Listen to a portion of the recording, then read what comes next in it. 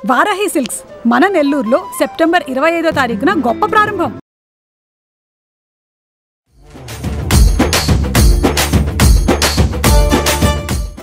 నమస్తే రమగారు. నమస్తే జయ. రమగారు, మనం దసరా శరన్నవరాత్రుల గురించి మాట్లాడుకుంటున్నాం. అందులో భాగంగా 3వ రోజులో ఉన్నాం. ఈ రోజు అమ్మవారి అలంకరణ విశిష్టత 3వ రోజులోకి వచ్చేసాం. అప్పుడే మొదలు పెట్టేదాకానే ఆలస్యంగా ఉంటుంది, మొదలయ్యాక రోజుకొకటి వరుసగా వెళ్ళిపోతుంది. ఈ నవదుర్గా విశేషాలలో, నవదుర్గా స్వరూపాల్లో అమ్మవారి వాళ్ళ చంద్రఘంటగా కనపడుతుంది. ఈ గంటని పోలి ఉన్నటువంటి చంద్రుడు ఆమె కిరీటం మీద కొలువై ఉంటాడనమాట. చిత్రమైన ఆకారంలో కనిపిస్తాడు చంద్రుడు. చాలా విశేషంగా కనిపిస్తుంది చంద్రఘంటాదేవి. అయితే శ్రీశైలంలో ఈ రోజున అమ్మవారిని చంద్రఘంటా స్వరూపంలో అలంకరిస్తారు. మనం విజయవాడని ఫాలో అవుతాం కదా, విజయవాడ ఇంద్రకీలాద్రి మీద అమ్మవారిని కనకదుర్గాదేవిని ఈ రోజున అన్నపూర్ణాదేవిగా అర్చిస్తారు. అయితే ఈ అన్నపూర్ణాదేవి అనగానే మనకి ఏమీ లేదు, భోజనము అంతే. అయితే ఈ అమ్మవారికి పసుపచ్చటి వస్త్రాలంకరణ చేస్తారు. చంద్రఘంట కూడా ఈ రోజున పసుపచ్చటి వస్త్రధారణే. ఈ రోజున మనం నివేదన చేసేటప్పుడు ఆహారం ఏం చేస్తాము, కట్టె పొంగలి, దధ్యోదనము అలాంటివి నివేదన చేస్తాం. చంద్రఘంట కూడా ఈ రోజున కొబ్బరన్నమే నివేదన. అయితే మనం తెల్లటి పదార్థాలు ఏవైనా కూడా నివేదన చేయవచ్చు.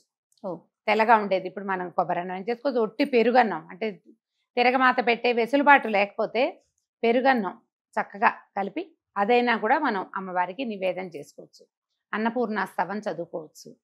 అయితే ఈ అమ్మవారిని ఈ రోజున మనం బాలికా స్వరూపాన్ని పూజిస్తాం కదా, 4 ఏళ్ల పాప, 4 సంవత్సరాలు నిండిన పాపని కళ్యాణి అంటారు. పేర్లు చూడు ఎంత ప్రత్యేకంగా ఉన్నాయో. ఈ కళ్యాణి స్వరూపంలో ఉన్న బాలికని గనక ఈ రోజున పూజిస్తే మనకి విద్య, వినయము, రాజభోగాలు ప్రాప్తిస్తాయి. ఒకవేళ ఈ పూజ చేసి ఆ పూజ చేయకపోయినా పర్వాలేదు, ఆ పూజ చేసి ఈ పూజ రెండూ చేయవలసిందేనన్న నియమం లేదు. అవకాశాన్ని బట్టి మనం ఇదే నియమం పెట్టుకున్నాం అనుకో, అమ్మవారిని అర్చించుకోవటమే, అర్చన చేసుకోవచ్చు. ఓ బాలిక, పక్కింటి వాళ్ళ అమ్మాయి చిన్న పాప ఉంది, 4 ఏళ్ల పాపాయి, ఆమెను ఈ రోజున నిన్న మొన్న చేయలేదు, రేపు ఎల్లుండి సాగదు, ఈవేళ ఒకరోజు చేయొచ్చంటే చేయొచ్చు లక్షణంగా. ఏ రోజుకి వీలైతే ఆ రోజుకి ఏ బాలిక వీలైతే ఆ బాలిక ప్రత్యేకంగా మనం ఇలా చేయదలుచుకుంటే కనుక 4 సంవత్సరాల కళ్యాణికి కనుక చక్కగా బొట్టు, కాటిక, పసుపు పెట్టి కూర్చోబెట్టి ఆమెకి ఇష్టమైన ఆహార పదార్థాలు, ఏదైనా అలంకరణ సామాగ్రి అలాంటివి ఇస్తే అమ్మాయి చక్కగా కుమారి సంతోషిస్తుంది. దానివల్ల మనకి విద్యా వినయాదులు వస్తాయి. అన్నపూర్ణాదేవి గురించి ఒక ప్రత్యేకమైన విషయం చెప్పుకోవాలి మనం. ఒకప్పుడట వ్యాస భగవానుడు కాశీనగరానికి వెళ్ళాడు. వ్యాస భగవానుడు అంటే ఎంత ప్రత్యేకమైన వ్యక్తి. అవునండి. విష్ణువు యొక్క నానావిధ అవతారాలలో ఒక అంశావతారమే వ్యాసుడు. మనం చెప్పుకున్నాం కదా వ్యాసుల వారి గురించి. ఈయన అష్టాదశ పురాణాలు రాశాడు. పిండీకృతగా ఏకీకృతంగా ఉన్నటువంటి వేదాన్ని 4 భాగాలుగా విభజించాడు.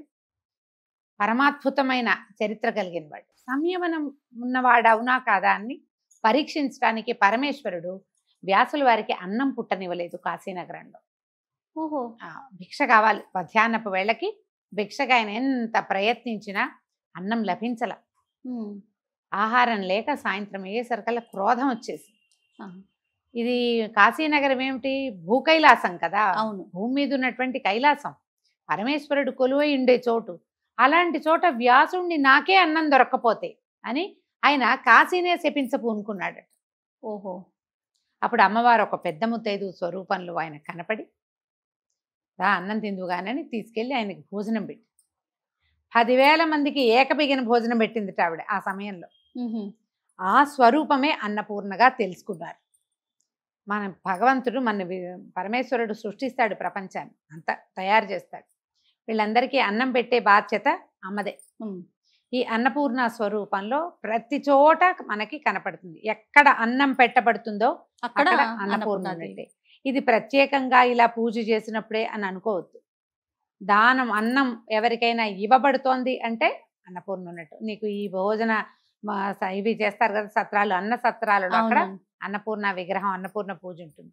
ఒక గరిట చేత్తో పుచ్చుకున్న స్వరూపం కనిపిస్తుంది. కాశీ వెళ్ళిన వాళ్ళంతా ఒక చిన్న ప్రతిమనైనా తెచ్చుకుంటారు.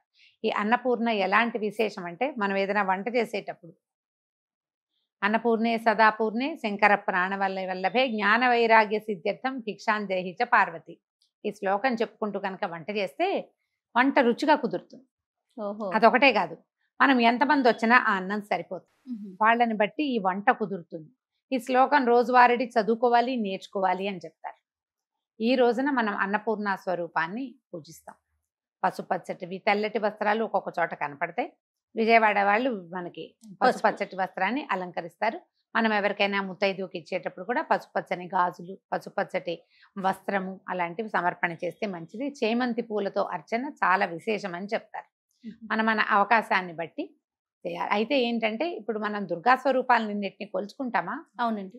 ఈ స్వరూపంలో ఈమె అన్నపూర్ణ అంటే ఆహారం ఇవ్వటమే ఆమె యొక్క ప్రధానమైన కర్తవ్యంగా భావించి ఉంటుంది ఆమె. అదే ఇప్పుడు ఒక రోజును పూజ చేసి మానేస్తే ఎట్లా? అవును. ఆమె లక్షణాన్ని మనం కూడా కొంత నేర్చుకోవాలి కదా. ఈ మొత్తం ఈ దుర్గా స్వరూపాలన్నీ కూడా అదే చెప్తున్నాయి మనకి. ప్రకృతి పట్ల ప్రేమగా ఉండటం, ఎవరి పట్లైనా మనుషుల పట్ల ఆదరంతో ఉండటం, భోజనం సమకూర్చటం, సహాయం చేయటం, అవసరమైతే కత్తిడాలు ధరించి యుద్ధానికైనా వెళ్ళడం. ఈ స్వరూపం అదే కదా మనం చెప్పుకుంటున్నాము. కాబట్టి ఈ అన్నపూర్ణ స్వరూపాన్ని పూజించి సంవత్సరంలో ఎవరొచ్చినా అతిథి అభ్యాగతుల్ని కాదనకండి. ఆహార పూజ చేసుకుని మానేయకుండా ఆమె లక్షణాన్ని కొంత సంతరించుకుంటే మనకి సౌభాగ్యము, విద్యా వినయము ఇంకోటి ఆటోమేటిక్గా వచ్చేస్తాయి సహజంగా. మనం ఇస్తూ ఉంటే వస్తుంది కదా ఎప్పుడు కూడా. ఖచ్చితంగా అండి. అందుకని అన్నదానం చేయటము, మన ఇంటికి ఎవరైనా వస్తే భోజనం పెట్టడము విసుగు లేకుండా, అది ప్రధానం. ఈ ఆలోచనతోటి మనం అమ్మవారిని అర్చించుకోవచ్చు. అన్నపూర్ణాష్టకం చాలా విశేషంగా ఉంటుంది. అన్నపూర్ణాష్టకం చదువుకోవచ్చు. అన్నపూర్ణ అష్టోత్తరం కూడా లభిస్తుంది. చక్కగా ఒక చిటికెడు కుంకుమ తీసుకోవటం, అన్నపూర్ణాదేవి అష్టోత్తరం చదువుకుని కుంకుమను సమర్పించి పూజా విధానాన్ని పరిసమాప్తం చేసుకోవచ్చు. ఉదయమైన సాయంకాలమైన మేము వీలుని బట్టి పూజించుకోవచ్చు. ఓకే. తర్వాత ఇన్ని అవతారాలు ఉన్నాయి కదా రమ్మగారు. ఇప్పుడు నవరాత్రుల్లో నవ అవతారాలను వేస్తూ ఉంటాము. రకరకాల విధానాల్లో రకరకాల పద్ధతుల్లో తల్లిని కొలుస్తూ ఉంటాం, రకరకాల ఆకారాల్లో కూడా. ప్రధానంగా మనము కొలవాల్సిన ఆకారం, పూజించాల్సిన రూపం అట్లా ఏదన్నా ఉంటుందంటారా? లలితా పరమేశ్వరే, లలితా పరదేవతనే మనం పూజిస్తాం. ఆయా సమయాన్ని బట్టి ఆమె స్వరూపం మార్చుకుంటుంది. మనకి ప్రకృతి స్వరూపం మార్చుకోవటంలో. అవును. ఋతువుకి మారిపోతుందా? ఈ ఋతువు ఇవాళ ఉంది, ఇవాళ చల్లగా వాన వస్తోంది, ఈ వానే ఉంటుందా? ఉండదు కదా. ఓ 2 నెలలు తిరిగేసరికి వర్ష ఋతువు పోతుంది. అవును. తర్వాత ఇంకోటి వస్తుంది, దాని తర్వాత ఇంకోటి. ఋతువులు మారతాయి, స్వరూపాలు మారతాయి, కాలం మారుతూ ఉంటుంది. అవును. అమ్మ కూడా ఆయా సందర్భాన్ని బట్టి తన స్వరూపాన్ని మార్చుకుంటూ ఉంటుంది. అవసరాన్ని బట్టి నీకు అన్నం కావాల్సిన వేళ ఆవిడ అన్నపూర్ణ అవుతుంది. నీకు సహాయం కావాల్సినప్పుడు దుర్గ అవుతుంది. అంతే. సాహసం కావాల్సినప్పుడు మహిషాసుర మర్దిని అవుతుంది. నువ్వు నిజంగా విజృంభించాల్సిన సమయం వచ్చినప్పుడు కాళరాత్రి అవుతుంది. మనం కూడా ఇవన్నీ అవుతూ ఉంటాం. ఆమెతో పాటు మనము మారుతూ ఉంటాం. లలితా పరదేవతని పూజిస్తాం. పరదేవత ఏ స్వరూపంలో మనకు కనిపిస్తే ఆ స్వరూపం. ఓ చిన్న గుండ్రాయి, దానికి పసుపు రాశారు, బొట్టు పెట్టారు, గుండ్రాయి స్వరూపంలో పూజిస్తాం. గుమ్మానికి పసుపు రాసి బొట్టు పెట్టాం, గుమ్మన్ రూపంలో పూజిస్తాము. అదే కదా మన యొక్క గొప్పతనం. అంతే. అదే హిందువుల విధానం ఏంటంటే ఇదే అని లేదు, ఏదైనా పూజింపదగినదే. అంటే ఏ స్వరూపంలో అయినా భగవంతుడు సర్వాంతర్యామి. అమ్మ కూడా అన్ని జీవుల్లోనూ ఉంటుంది. ఆయా అవకాశాలు, సమయాలు, ఋతువుల్ని బట్టి, కాలాన్ని బట్టి పూజా విధానము మారుతుంది. కానీ పూజింపబడే దైవం పరదేవతే. మరి 4వ రోజు అవతారం మరొక వీడియోలో మనం మాట్లాడుకుందాం. నమస్తే.